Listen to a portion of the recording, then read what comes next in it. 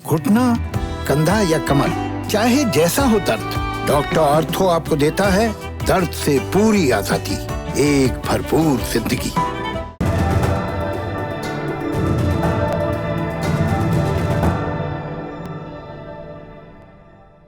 नमस्ते, मैं हूं प्रतीक्षा और आप देख रहे हैं दी ललन टॉप का इंटरनेशनल न्यूज बुलेटिन दुनियादारी। गिनती रोक दो, वो जीत चुरा रहे हैं, वो फ्रॉड कर रहे हैं, जीत मेरी हो रही है। ये लाइनें अमेरिका के राष्ट्रपति डोनाल्ड ट्रंप पिछले 3 दिन से बार बार दोहरा रहे हैं, लेकिन चंद समर्थकों के अलावा उनकी बातों का किसी पर असर नहीं होता दिख रहा। वो राष्ट्रपति भवन से भाषण देते हैं, लेकिन अमेरिका के टीवी चैनल बीच में ही उनका भाषण दिखाना बंद कर देते हैं। वो ट्वीट करके अपनी बात लिखते हैं, लेकिन वहीं की कंपनी ट्विटर अपने राष्ट्रपति के ट्वीट्स डिलीट कर देती है। वो फिर कुछ लिखते हैं, फिर उनकी कई बातें डिलीट हो जाती हैं। एक और अमेरिकी कंपनी फेसबुक ने ट्रंप के समर्थकों के कुछ फेसबुक ग्रुप्स को बैन कर दिया है। ट्रंप कुछ नहीं कर पा रहे, वो फिर तकनीक को कोसते हैं, मीडिया को कोसते हैं। अपनी खींच निकालने उन्हें फिर ट्विटर पर आना पड़ता है। इस वक्त डोनाल्ड ट्रंप शायद सबसे असहाय और कमजोर महसूस कर रहे होंगे। वोटों की गिनती में हार कदम दर कदम उनके करीब पहुंच रही है और उन पर डर हावी हो रहा है। वो वोटों की गिनती रुकवाने के लिए हाथ पांव मार रहे हैं, बार बार चुनाव में फ्रॉड की बातें कर रहे हैं, लेकिन अब उनके हाथ से चीजें फिसलती जा रही हैं। तो अमेरिका में जो हो रहा है और आगे जो हो सकता है, उसे लेकर 5 बड़े सवालों पर हम इस शो में बात करेंगे। पहला सवाल तो यह है कि अब ट्रंप की जीत या हार में कितना फासला और रह गया है। अब बाइडेन और ट्रंप दोनों का इलेक्टोरल वोट्स का आंकड़ा उतना ही है जितना गुरुवार को था। बाइडेन 264 के आंकड़े पर अटके हुए हैं और ट्रंप के पास 214 इलेक्टोरल वोट्स हैं। Nevada, Pennsylvania, Georgia, north Carolina और अलास्का में कौन जीत रहा है अभी तक तय नहीं हुआ है। वोटों की गिनती हो रही है और मामला बहुत करीब है। नेवाडा में 84% वोटों की गिनती हो चुकी है। यहां जो बाइडेन ट्रंप से करीब 11,500 वोटों की लीड पर है। ट्रंप और उनके समर्थकों के लिए एक और निराश करने वाली खबर आई। CNN के मुताबिक जॉर्जिया राज्य में भी अब बाइडेन ट्रंप से 1000 वोटों से आगे चल रहे हैं। हालांकि कुछ मीडिया हाउस की रिपोर्ट में अब भी थिन मार्जिन के साथ ट्रंप को आगे दिखाया जा रहा है। बाकी के 3 राज्यों में ट्रंप बाइडेन से आगे चल रहे हैं, लेकिन अंतर बहुत कम है। जैसे पेंसिल्वेनिया में 97% वोटों की गिनती हो चुकी, यहां दोनों उम्मीदवारों के बीच फासला बहुत कम है। ट्रंप 49.5% वोटों के साथ आगे हैं और बाइडेन के पास 49.3% वोट है। एक चीज और समझ लीजिए कि ये आंकड़े आधिकारिक नहीं है, सिर्फ मीडिया का प्रोजेक्शन है। और अमेरिका में परंपरागत रूप से काउंटिंग की सबसे सटीक जानकारी फॉक्स न्यूज और AP की मानी जाती है। दुनिया का बाकी मीडिया इन्हीं के डेटा पर चलता है। दूसरा सवाल, चुनाव हुए 3 दिन पूरे होने को आए हैं, तो गिनती यूं ही चलती रहेगी कि नतीजे भी आएंगे? बाइडेन और ट्रंप वाली ये रेस कितने दिनों तक और चलेगी? दोनों के बीच का वोटों का अंतर इतना कम है कि पूरी काउंटिंग होने तक जीत हार तय होना मुश्किल है। जॉर्जिया जैसे राज्य में मामला बहुत क्लोज है, इसलिए काउंटिंग पूरी होने का इंतजार चल रहा है और काउंटिंग बहुत धीमी है। वक्त लग रहा है पोस्टल बैलेट्स को गिनने में। नेवाडा राज्य के चुनाव अधिकारियों ने ऐलान कर दिया है कि वो 10 नवंबर तक उन वोटों को स्वीकार करेंगे जिन पर 3 नवंबर तक मुहर लगी है। यानी किसी वोटर को 3 नवंबर को भी अपना बैलेट डाक से भेजा हो और उसे चुनाव के दफ्तर तक पहुंचने में 10 नवंबर तक का वक्त लग जाए, तो भी उसे गिन लिया जाएगा। तो ये इंतजार कितना लंबा और खिंच सकता है, इस पर हमने वॉशिंगटन DC में मौजूद हमारी सहयोगी अविनाश कल्ला से बात की। तो जॉर्जिया में 99% काउंटिंग हो चुकी है और बाइडेन अगर जॉर्जिया जीत जाते हैं तो वो प्रेसिडेंट का इलेक्शन भी जीत जाएंगे।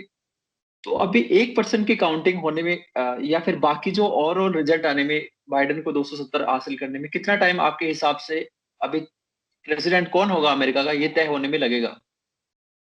देखिए, इस पे कोई निश्चित जवाब अभी नहीं दिया जा सकता, क्योंकि जिस हिसाब से यहाँ काउंटिंग होती है, बहुत समय लेने वाला प्रोसेस है। जॉर्जिया की आप बात कर रहे हैं, तो कल रात जॉर्जिया के चुनाव अधिकारी हैं वॉल्टर जोन्स, उनसे मेरी बात हुई तो उन्होंने मुझे कहा था, अपडेट था लास्ट रात को, कि 19,000 वोट बचे हैं। तो अगला सवाल था कब तक पूरा हो जाएगा, तो उन्होंने कहा मैं इस पे कुछ टिप्पणी नहीं कर सकता कि समय कितना लगेगा। यहाँ जो इनका वैलिडेशन प्रोसेस है, यहाँ ये एक-एक वोट को और उनके सिग्नेचर को जो वैलिडेट करने के बाद काउंट करते हैं, that takes a lot of time. तो पर फिर भी आशंका आज यही है कि आज शाम अमेरिका समय में, मतलब अगले 12-1 घंटे में कोई ना कोई एक स्टेट का रिजल्ट डिक्लेयर हो जाएगा। पर रिजल्ट डिक्लेयर होने के बावजूद यहाँ पे एक और परंपरा रही है कि जो कैंडिडेट इलेक्शन हारता है वो विनिंग कैंडिडेट को एक फोन करके अपना कंसेशन देता है कि चलिए आप जीत गए हैं और मैं अपनी हार स्वीकार करता हूँ, और फिर ये लोग आगे हैं। पर इस बार संभावना है कि ये डेकोरम भी तोड़ा जाएगा। ट्रम्प की तरफ से कंसेशन स्पीच आचार नहीं दिखता। उन्होंने तो कल ही ये कह दिया था कि मैं तो लॉ सूट फाइल करने वाला हूँ। तो इस बार ये थोड़ा देखने वाली चीज होगी कि क्या Donald Trump easily white house vacate करेंगे। हालांकि उन्हें 20 जनवरी को व्हाइट हाउस वेकेट करना ही पड़ेगा, कोई चांस नहीं है कि वो यहाँ रुक जाएं अगर वो चुनाव हार जाते हैं तो। कल हमारी बात हो रही थी तो सिर्फ नेवाडा में बाइडेन आगे थे, बाकी स्टेट्स में ट्रंप आगे चल रहे थे। लेकिन अब जॉर्जिया में भी बाजी पलट गई है। तो अब यहाँ से क्या बिल्कुल ये मान लिया जाए कि अब ट्रंप का कोई चांस नहीं है, बाइडेन का बनना तय है राष्ट्रपति? देखिए, ये कल भी तय हो गया था कि जिस हिसाब की लीड पे जो बाइडेन है उनके लिए राष्ट्रपति बनना सरल था, आसान था, क्योंकि नेवाडा एक ब्लू स्टेट है और वहां पे उनकी लीड भले कम थी पर इतनी थी कि वो जीत जाए। तो नेवाडा में कल रात तक करीब 1,80,000 मत गिनने बाकी रह गए थे और जो बाइडेन को 12,000 के करीब लीड थी। और जॉर्जिया में भी इस बार रिजल्ट बिल्कुल उलट आया है और इसका सीधा सीधा जो रीजन है वो है मेल इन बैलेट। जैसे हमने पहले भी ललन टॉप पे जिक्र किया था कि किस तरह सिस्टमैटिक वोटिंग रोक दी जाती है या लोगों को वोट नहीं करने दिया जाता, उसमें Georgia was the centre of it. तो इस बार वहां लोगों को मेल इन बैलेट का चांस मिला, तो अब 1% है और इसमें संभावना यही है कि जॉर्जिया जो है वो बाइडेन की तरफ जाएगा। और पेंसिल्वेनिया का भी लीड बहुत कम हो गई, जहां डोनाल्ड ट्रंप 2 लाख के ऊपर वोट से लीड कर रहे थे, अब वो 20,000 के करीब लीड पे आ गए हैं। तो इंडिकेशन कल से ही पूरा है कि जो बाइडेन जीत जाएंगे। अब डिपेंड करेगा कि डोनाल्ड ट्रंप को हार कैसे लेते हैं। तीसरा सवाल, आप में से हमारे बहुत सारे दर्शक कमेंट करके पूछते हैं कि अमेरिका में ईवीएम से वोट पड़ते हैं कि बैलेट से पड़ते हैं, जैसे हमारे यहाँ पहले सिस्टम था। तो जवाब कि दोनों तरीकों से ही वोट पड़ते हैं, वोटिंग मशीन से भी और कागज वाले बैलेट से भी। असल में यूनाइटेड स्टेट्स ऑफ अमेरिका चुनाव के मामले में डिवाइडेड स्टेट्स ऑफ अमेरिका है। हर राज्य में चुनाव के तरीके और नियम अलग होते हैं। अमेरिका में चुनाव को लेकर मोटी मोटी बातें वहां के संविधान में है, कुछ सुप्रीम कोर्ट की रूलिंग्स हैं और बाकी चीजें राज्य तय करते हैं। तो राज्य तय करते हैं कि कहाँ बैलेट से चुनाव होगा और कहाँ मशीन से। इसे और बेहतर आप समझ सकते हैं हमारे साथी अविनाश कल्ला से। एक सवाल और है जो हमारे बहुत सारे दर्शक पूछ भी रहे हैं कि अमेरिका में वोटिंग जो है वो ईवीएम से होती है कि बैलेट से होती है। और अगर बैलेट से होती है तो अमेरिका जैसा टेक्नोलॉजी का सिरमौर देश, जहां पर हर तरह की टेक्नोलॉजी भारत से पहले है, तो भारत में सारे वोटिंग आजकल ईवीएम से होने लगी है। तो अमेरिका अब तक बैलेट का इस्तेमाल क्यों करता है? क्या वो मशीन में ईवीएम में टेम्परिंग की जैसी बात हिंदुस्तान में होती है? क्या उसी के डर से वहां भी कई स्टेट्स ईवीएम यूज नहीं करते हैं, बैलेट से करते हैं? कुछ ऐसा है वहां पर? जी, ऐसा कुछ भी नहीं है। वो टेक्नोलॉजी में आ गया और यहाँ दोनों तरह से वोट कर पाते हैं। यूजुअली यहाँ पे भी वोट सब ईवीएम वाले ही हो गए हैं पिछले 2 चुनाव से। पर यहाँ जैसे इनके पास एक फ्रीडम और एक वो चॉइस पे ये बड़ा अपने आप को वो रखते हैं कि we give everybody a right. Mail in ballot जो वोट से जैसे वो अमेरिका में हमेशा से होते आए हैं। जो उनके फौजी बाहर पोस्टेड है वो वोट कर सकते हैं अपने बैलेट से। जो लोग बाहर एक एब्सेंटी बैलेट डालते हैं वो बैलेट से वोट कर सकते हैं। तो चूंकि इस बार कोविड था तो वो बैलेट वोट की संख्या बहुत ज्यादा बढ़ गई। अन्यथा बैलेट वोट्स तो पहले भी होते थे और जो हम सेम इलेक्शन नाइट को रिजल्ट देखते थे वो मशीन वाला रिजल्ट होता था। वो उसको इंटरपोलेट कर देते थे कि हाँ भाई अब इतने वोट बचे हैं और ये आ भी जाए तो इस स्टेट पे कोई फर्क नहीं पड़ेगा, और वो स्टेट डिक्लेयर कर दी जाती थी। और यही इस बार अलग हुआ कि जिन जिन स्टेट्स में 92% वोटिंग हो गई वहां 7 या 8% मेल इन बैलेट भी इतना था कि उनको काउंट करने में काफी समय लगा। और फिर हर बैलेट की पुष्टि होती है, उसका सिग्नेचर, उसकी आइडेंटिटी, उसकी ऑथेंटिसिटी की जांच की जाती है, फिर वो वोट काउंट होता है। तो इसमें समय लग रहा है।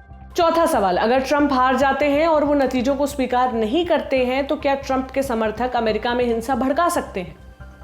स्काई न्यूज की एक खबर के मुताबिक एरिजोना राज्य में काउंटिंग सेंटर के बाहर ट्रंप के करीब 300 समर्थक जमा हो गए। उनमें से कुछ के हाथों में राइफल्स और हैंडगन्स थे। वो नारे लगा रहे थे कि वोटिंग रोकी जाए। ट्रंप ने वोटिंग रोकने की मांग की थी, इसलिए उनके समर्थक भी कई राज्यों में वोटिंग रोकने के लिए प्रदर्शन कर रहे हैं। लेकिन इन प्रदर्शनों या ट्रंप के कहने पर ना तो वोटिंग रुकी है और ना ही प्रदर्शनकारी अभी तक हिंसक हुए हैं। ट्रंप हार भी गए तो हार स्वीकार करने के अलावा सिर्फ कोर्ट जाने का विकल्प रहेगा। कहीं छिटपुट हिंसा हो सकती है, लेकिन बड़े स्तर पर नतीजों के खिलाफ हिंसा की आशंका नहीं है। पहले भी कभी ऐसा नहीं हुआ है। कुछ मीडिया रिपोर्ट्स के मुताबिक अब ट्रंप की पार्टी रिपब्लिकन्स के नेता कार्यकर्ता ही उनसे धांधली और वोटिंग रोकने वाली बात पर असहमत है। 5वां सवाल, ट्रंप बार बार धांधली की बात कर रहे हैं। उनके पास कोई सबूत है भी या हार के डर से सिर्फ बयानबाजी कर रहे हैं और मीडिया को जिम्मेदार क्यों बता रहे हैं? चुनाव की धांधली को लेकर ट्रंप के आरोपों का खबर एजेंसी एपी ने फैक्ट चेक किया। एपी के मुताबिक ट्रंप ने अपने एक बयान में कहा था कि उनके पास बहुत सारे सबूत हैं यह साबित करने के लिए कि गड़बड़ी हुई है, जबकि फैक्ट यह है कि ट्रंप की तरफ से धांधली साबित करने वाला कोई सबूत अभी पेश नहीं किया गया है। कोर्ट में भी पेश नहीं किया गया। पूरे देश में बैलेट गिनने की प्रक्रिया सही ढंग से चली है। ट्रंप का दूसरा आरोप है कि चुनाव वाले दिन के बाद काउंटिंग चलाकर गड़बड़ी की जा रही है। एपी के मुताबिक ट्रंप की इस बात में भी कोई दम नहीं है। किसी भी राष्ट्रपति चुनाव में एक दिन में वोटों की पूरी गिनती नहीं हुई है और ऐसा कानून भी नहीं है कि गिनती एक ही दिन में पूरी होनी चाहिए। एक और आरोप ट्रंप का है कि चुनाव वाले दिन के बाद भी जो पोस्टल बैलेट्स आ रहे हैं उन्हें गिना जा रहा है। ट्रंप इन्हें गैरकानूनी बता रहे हैं, लेकिन ये बात भी सही नहीं है। अमेरिका के ही सुप्रीम कोर्ट के एक फैसले के मुताबिक चुनाव वाले दिन तक डाक से भेजे गए पोस्टल बैलेट्स गिने जाएंगे। यानी ट्रंप के बयान आधारहीन हैं और कई बयान भड़काऊ माने जा रहे हैं। इसलिए जब ट्रंप व्हाइट हाउस में प्रेस कॉन्फ्रेंस कर रहे थे तो कई चैनलों ने उन्हें दिखाना बीच में ही रोक दिया। सिर्फ फॉक्स और CNN ने ही उनका पूरा बयान दिखाया है। ABC, CBS और NBC जैसे चैनलों ने उनकी धांधली वाली बात बीच में ही काट दी। ट्विटर भी अपनी पॉलिसी के खिलाफ मानकर उनके ट्वीट्स हटा रहा है। इसलिए ट्रंप मीडिया को भी धांधली में शामिल बता रहे हैं। वैसे ट्रंप और मीडिया के पूरे 4 साल के कार्यकाल में कभी नहीं बनी। ज्यादातर अखबार और चैनल ट्रंप के खिलाफ लिखते रहे, उनके झूठ गिनवाते रहे। चुनाव के दौरान हमारी ग्राउंड कवरेज के दौरान भी ट्रंप समर्थकों ने यही कहा कि मीडिया ट्रंप के खिलाफ है, मीडिया भरोसे लायक नहीं है। कल डोनाल्ड ट्रंप ने एक प्रेस कॉन्फ्रेंस की थी जिसमें उन्होंने कई चुनाव में धांधली की बात की थी। उसके अलावा मीडिया पर भी एलिगेशन लगाए थे। वो कह रहे हैं कि मीडिया भी उनकी हार में, अगर वो हारते हैं तो उसमें जिम्मेदार है। इसके बाद कई सारे चैनल्स ने उनका स्पीच भी बीच में काट दिया था, पूरा स्पीच नहीं दिखाया था, सिर्फ फॉक्स और CNN के अलावा। तो ये मीडिया का रोल ट्रंप किस तरह से, ये हालांकि पहले भी उनकी अदावत कुछ मीडिया हाउसेज से चलते रही है, तो यहाँ क्या रोल है? क्या मीडिया बायस्ड है या ट्रंप जो है जानबूझकर मीडिया को इस चीज के लिए जिम्मेदार बता रहे हैं? देखिए, मीडिया बायस, अगर हम इसको जनरलाइज करें तो मीडिया की अपनी प्रेफरेंसेस रहती है हर जगह। ये अमेरिका, इसमें अपवाद नहीं है। आप चाहे भारत में भी देख लीजिए तो चैनल्स की एक लाइन क्लियर होती है कि वो कितने प्रो गवर्नमेंट रहेंगे और कितने एंटी गवर्नमेंट रहेंगे। इन पूरे 4 सालों में ट्रंप ने मीडिया के लिए फेक न्यूज एक बहुत कॉमन वर्ड कर दिया है। जब भी कुछ चैनल से रिपोर्टर्स खड़े होते थे तो वो सीधे कहते थे यू आर फेक न्यूज। तो मीडिया पे आरोप लगाना डोनाल्ड ट्रंप के लिए नई बात नहीं है, पर अमेरिकी मीडिया के बारे में एक बात जरूर कहूंगा कि वो गवर्नमेंट के प्रेशर में नहीं है। ये एक बहुत देखने वाली बात है कि सरकार में डोनाल्ड ट्रंप है और उनको बैड प्रेस मिल रही है, और वो भी पूरे कंसिस्टेंटली 4 साल, और किसी चैनल पे कोई फर्क नहीं पड़ रहा, सिवाय फॉक्स के कोई भी उनकी प्रो न्यूज नहीं दे रहा था, पर सारे चैनल सस्टेन कर रहे थे। तो गवर्नमेंट पे जो उनकी डिपेंडेंसी है न्यूज चैनल्स की for their revenues and advertisement is less, and that's why they can take a stand. तो कल जब उन्होंने फिर अपनी कॉन्फ्रेंस में बोला तो इन 2 चैनल्स के अलावा सबने एक स्टेटमेंट जारी किया कि ये अनफाउंड एलिगेशन है, इसलिए हम इसे एयर नहीं करेंगे। तो यहाँ पे ये अक्सर होता है। आप प्रेस कॉन्फ्रेंसेस देख लीजिए, कई बार पत्रकार राष्ट्रपति से सीधे भिड़ जाते थे। जिम अकोस्टा उसमें सबसे ज्यादा फेमस नाम था। तो ये यहाँ का कल्चर है, दे value their freedom of speech and expression, और अगर कोई उसको हैम्पर करता है तो अमेरिकन डोंट लाइक इट। तो आमतौर पर ये देखा जाता है कि मीडिया अगर बायस्ड होता है तो सरकार की तरफ होता है, अमेरिका में उसका उल्टा है। और अमेरिका जी में सरकार के प्रेशर में मीडिया नहीं है, तो इसमें जो एक मॉडल होता है कि जो एडवर्टाइजिंग या उनका रेवेन्यू का जो मॉडल होता है, क्या उसमें अलग है जो भारत की अगर समानांतर देखें तो? जी बिल्कुल अलग है। मैंने आपको पहले ही अभी जैसे बात की कि इनकी कॉर्पोरेट फंडिंग ज्यादा होती है, और अमेरिका जो है वो पॉलिटिकली भी स्टेट्स पे ज्यादा डिपेंडेंट है। और जो मीडिया हम स्टडी करते हैं भारत में बैठ के, वो मैंने पहले भी अपने प्रोग्राम में बार बार कहा है कि हम सिर्फ न्यूयॉर्क, वॉशिंगटन डीसी, इन दो जगहों से ही अपना अमेरिका का ज्ञान लेते हैं। और अमेरिका स्टेट डिपेंडेंट ज्यादा है, यहाँ स्टेट पावरफुल होती है। तो उन स्टेट्स में उन लोकल अखबारों का कोई नेसेसरी नहीं है कि गवर्नमेंट पे इफेक्ट हो। तो जैसे आप देखिए न्यूयॉर्क टाइम्स आता है, वो न्यूयॉर्क से छपता है। न्यूयॉर्क में डेमोक्रेटिक की गवर्नमेंट है, लोकल गवर्नमेंट। अगर आप उन्हें गवर्नमेंट एड या सपोर्ट भी देखें तो उनको व्हाइट हाउस से बहुत ज्यादा फर्क नहीं पड़ता, as long as their laws and their things are taken care of. इसीलिए पिछले चुनाव में डोनाल्ड ट्रंप खुले में कहते थे कि CNN is Clinton news network. जी। तो यहाँ पे इतनी ओपननेस है, और डिपेंडेंसी केंद्र सरकार पे नहीं है। हर स्टेट का अलग अपना रूल है, और हर स्टेट की अपनी अलग फंडिंग है। उससे उनको काफी बैकिंग मिलती है, राहत भी मिलती है। हमारे यहाँ कोई खाली स्टेट की एडवर्टाइजिंग से चैनल नहीं चला सकता। हमारे यहाँ जब भी चैनल बनते हैं तो वो गवर्नमेंट से उनकी एड्स की रेशियो देखिए आप, कितने मैंडेटरी या गवर्नमेंट एड्स आते हैं। उतनी डिपेंडेंसी यहाँ नहीं है। जी। आखिरी सवाल, ट्रंप के एलिगेशंस में कितना दम है? कई स्टेट्स में हमने भी नतीजों में देखा है कि आखिर में जाकर ट्रंप पहले लीड पर चलते हैं, लेकिन आखिर में जाकर उनकी लीड कम हो जाती है, या फिर बाइडेन लीड पर चले जाते हैं। एक तो ये हो क्यों रहा है, दूसरा क्या किसी भी तरह की इसमें जैसे ट्रंप एलिगेशन लगा रहे हैं उस तरह की गुंजाइश है? देखिए ये कहना मुश्किल होगा, क्योंकि वो आपको हर जगह की ग्राउंड से रिपोर्ट लानी पड़ती है। पर जिन जिन सेंटर्स के बारे में मैंने पढ़ा है, जिन्होंने इस पर रिसर्च की है, मैं पहले भी कह चुका हूँ कि 0.005% धांधली की अमेरिका में इलेक्शंस में चांसेस रहते हैं। ये लोग स्लो वोट करते हैं, स्लो काउंट करते हैं, पर ये हर एक वोट को काउंट करते हैं। हाँ, ये जो आंकड़े हैं इस बार देखे जाने लायक रहेंगे। जब पूरा रिजल्ट सामने आ जाएगा देन शायद इसको हाइंडसाइट में प्रॉपर्ली स्टडी किया जाए कि क्या मेल इन बैलेट इतने तादाद में थे कि वो रिजल्ट इतना बड़ा बदल दे। क्योंकि 2 दिन हो चुके हैं, और 2 दिन पहले इलेक्शन नाइट पे डोनाल्ड ट्रंप ऐसा लग रहा था कि निर्विवाद जीत रहे, और फिर आंकड़े बदले। तो देखा जाना इंटरेस्टिंग होगा कि कितने मेल इन बैलेट है। जैसे आप पेंसिल्वेनिया का केस देखिए, उन्होंने अपना वोटिंग और काउंटिंग नियम बदल दिया कि 7 तारीख के बाद भी 3 दिन तक अगर आपके वोट अंदर आते रहेंगे तो हम काउंट करेंगे। उन्होंने ऑफिशियली बोला था हम फ्राइडे तक काउंट करेंगे, जो कि आज है। हमारे यहाँ पे ऐसा नहीं किया जा सकता, इसलिए हमें ये थोड़ा अजीब लगता है कि ये कैसे निकल गया। तो वहाँ नॉर्थ कैरोलिना में 1,16,000 वोट ही काउंट होने बचे, पर वहाँ के स्टेट ने कह दिया कि हम ये वोट 12 नवंबर तक डिक्लेयर नहीं करेंगे। तो भले बाकी लोग डिक्लेयर कर दे, नॉर्थ कैरोलिना 12 को रिलीज करेगा, और वो लीगली बाउंड नहीं होता। इसीलिए आप देखिए नवंबर के फर्स्ट ट्यूसडे पे उनका इलेक्शन हो जाता है, और गवर्नमेंट का जो चेंज होने का टाइम है वो 20 जनवरी रहता है। तो दे गिव ऑलमोस्ट 2.5-3 मंथ की काउंटिंग हो जाए, सब चीजें आराम से निकल जाए। तो it is a slow process, but it is a robust process. जाहिर है अब ट्रंप चाहे मीडिया में कमी निकालें या चुनाव में, उनके बयानों से ज्यादा कुछ बदलने वाला नहीं है। अगर बाइडेन नेवाडा या जॉर्जिया जीत जाते हैं तो ट्रंप की हार तय है। इस मुद्दे पर अब मैं सोमवार को ही आपसे मुखातिब होंगी, तब तक नतीजे भी आ ही जाएंगे, और मेरा अनुमान है कि जो बाइडेन अमेरिका के अगले राष्ट्रपति होंगे। तो ये था हमारा बड़ी खबर सेगमेंट। अब बढ़ते हैं सुर्खियों की तरफ। पहली सुर्खी सेंट्रल अमेरिका से है। हरिकेन एटा से मरने वालों की संख्या लगातार बढ़ती जा रही है। ग्वाटेमाला में आज भूस्खलन से 50 लोगों की मौत हो गई। न्यूज एजेंसी रॉयटर्स के मुताबिक इस तूफान की वजह से सेंट्रल अमेरिका में 70 से अधिक लोगों की जान जा चुकी है। हरिकेन एटा 3 नवंबर को निकारागुआ के तट से टकराया था। उसके बाद इसकी रफ्तार कम पड़ गई थी। इसके बावजूद होंडुरास, पनामा और ग्वाटेमाला में तबाही की तस्वीरें सामने आई हैं।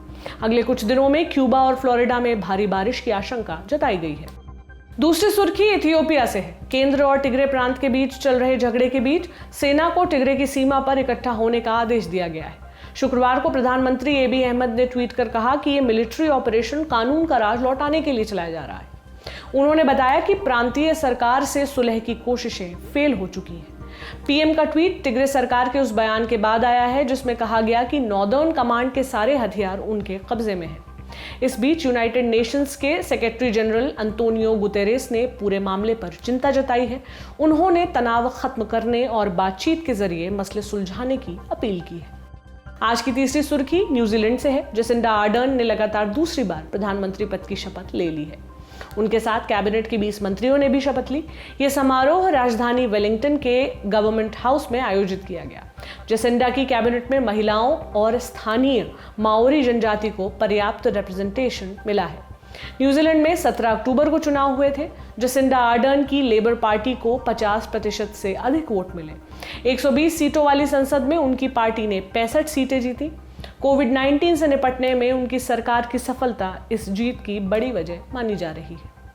ये थी आज की सुर्खियां। अब बारी है तारीख सेक्शन की। आज है 6 नवंबर। इस तारीख का संबंध एक महल पर हुए हमले से है, जब एक देश की सबसे बड़ी अदालत में खुलेआम कत्लेआम चला। ये कहानी कोलंबिया के विद्रोही संगठन M19 के सबसे कुख्यात हमले और पतन की है। M19 एक गुरिल्ला संगठन था। 19 अप्रैल 1970 को कोलंबिया में राष्ट्रपति पद के लिए चुनाव हुआ। पूर्व तानाशाह गुस्तावो रोजस पिनिला की पार्टी ने रिजल्ट में धांधली का आरोप लगाया। कहा गया कि एक खास पार्टी को फायदा पहुंचाने के लिए नतीजों से छेड़छाड़ हुई है। इसी आक्रोश के तहत M19 की बुनियाद रखी गई थी। इसे अप्रैल 19 मूवमेंट भी कहा जाता था। M19 के खाते में कई संगीन गुनाह दर्ज हुए। आर्मी के डिपो से हथियारों की लूट हो या VIP लोगों की किडनैपिंग। M19 70 के दशक में कोलंबिया में डर का सिंबल बन चुका था। फिर आया 1980 का साल। 27 फरवरी को राजधानी बोगोटा में डोमिनिक रिपब्लिक के दूतावास में कुछ बंदूकधारी घुस गए। वे M19 के गुरिल्ला सिपाही थे। उन्होंने 60 लोगों को बंधक बना लिया। बंधकों में 14 देशों के राजदूत भी थे। सरकार और किडनैपर्स के बीच लंबी बातचीत चली। शर्तों पर समझौते हुए 61 दिनों बाद बंधकों को रिहा कर दिया गया। किडनैपर्स को क्यूबा जाने की छूट मिल गई। कहा जाता है कि कोलंबिया सरकार ने M19 को कम से कम 10 लाख अमेरिकी डॉलर की रकम अदा की थी। हालांकि इसे सरकार ने कभी खुले में स्वीकार नहीं किया। M19 यही नहीं रुका। उनका काला इतिहास एक खूनी मोड़ पर आकर ठहरने वाला था। साल 1985 नवंबर की 6 तारीख को सुबह के 11 बजे पैलेस ऑफ जस्टिस के सामने 3 ट्रक रुके। इसी पैलेस में कोलंबिया की सर्वोच्च अदालत बैठती है। ट्रकों से M19 के 35 विद्रोही नीचे उतरे। कुछ ने मिलिट्री वर्दी पहन रखी थी, बाकी सिविल वर्दी में भीतर दाखिल हुए। दाखिल होते ही उन्होंने गोलीबारी शुरू कर दी। गार्ड्स को तुरंत मार दिया और पैलेस में मौजूद लगभग 300 लोगों को बंधक बना लिया। बंधकों में सुप्रीम कोर्ट के कई जस्टिस भी थे। किडनैपर्स ने मांग रखी कि राष्ट्रपति बेलिसारियो बेतांकुर खुद वहां आकर बातचीत करें। राष्ट्रपति ने मना कर दिया। अगले दिन कब्जा छुड़ाने के लिए सेना उतार दी गई। फिर हुई मुठभेड़। 7 नवंबर को दोपहर तक सारे किडनैपर्स को मार गिराया गया। इस गोलीबारी में 100 से अधिक लोग भी मारे गए। इस हमले के बाद M19 सरकार के सीधे निशाने पर आया। गुट के लीडर्स को चुन चुन कर मारा गया।